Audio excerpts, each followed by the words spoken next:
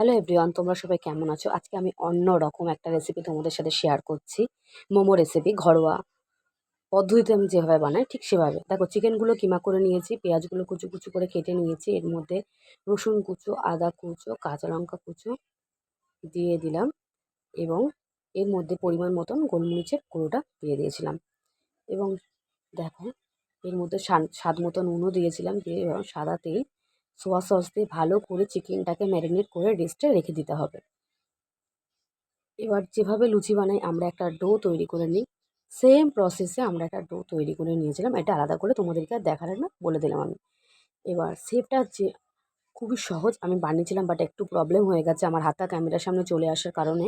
তোমাদেরকে শেপটা আমি ঠিক কীভাবে দিয়েছি দেখানো যায়নি, ঠিক আছে? নেক্সট ভিডিওতে আমি দিয়ে দেবো, কোনো প্রবলেম নেই। আর দেখতে থাকো বাকি ভিডিওটা কেমন হয়েছে মোমো রেসিপিটা।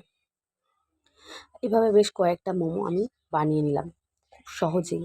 এটা কিন্তু বাড়িতে খুব সহজেই তোমরা বানিয়ে ফেলতে পারো কয়েকটা জিনিস দিয়ে।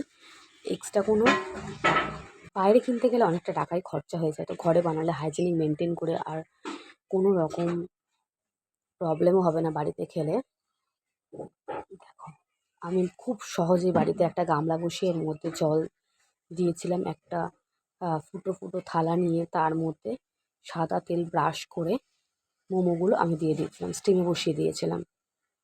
দেখো আমাদের মোমোটা হয়ে গেছে, তাই তোমাদেরকে একবার দেখিয়ে দিলাম কতটা সুন্দর হয়েছে। দেখি কতটা সুন্দর লাগছে না? দেখো আমাদের মোমোটা রেডি। আমি বেশ কয়েকটা মোমো নিয়ে আবার ফ্রাইও করেছিলাম। দেখো কতটা সুন্দর লাগছে। যদি আমার এই মোমো রেসিপি তোমাদের ভালো লাগে আমাকে জানাতে কিন্তু ভুলো না। Like, comment, share and subscribe করে দিও। আর মোমো রেসিপিটা কেমন হয়েছে আমাকে কিন্তু জানিও। সুস্থ থেকো, ভালো থেকো। নেক্সট ভিডিওতে আবার দেখা হচ্ছে। সাবস্ক্রাইব করে দিও চ্যানেলটা।